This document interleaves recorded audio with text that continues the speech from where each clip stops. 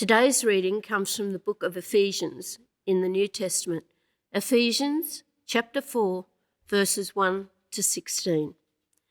As a prisoner for the Lord, then I urge you to live a life worthy of the calling you have received.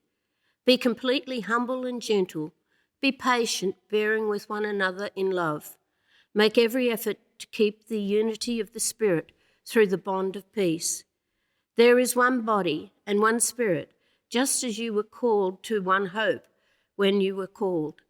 One Lord, one faith, one baptism, one God and Father of all, who is over all and through all and in all. But to each one of us, grace has been given as Christ appointed it. This is why it says, when he ascended on high, he took many captives and gave gifts to his people.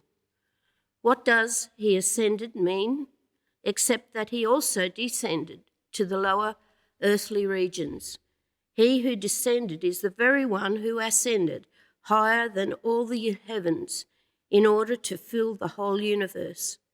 So Christ himself gave the apostles, the prophets, the evangelists, the pastors and the teachers to equip his people for works of service, so that the body of Christ may be built up until we all reach unity in the faith and in the knowledge of the Son of God and become mature, attaining to the whole measure of the fullness of Christ.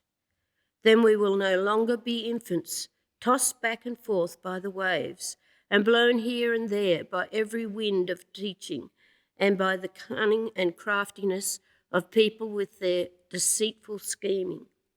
Instead, speaking the truth in love, we will grow to become, in every respect, the mature body of him who is the head, that is Christ. For him, the whole body, joined and held together by every supporting ligament, grows and builds itself up in love as each part does its work. This is the word of the Lord.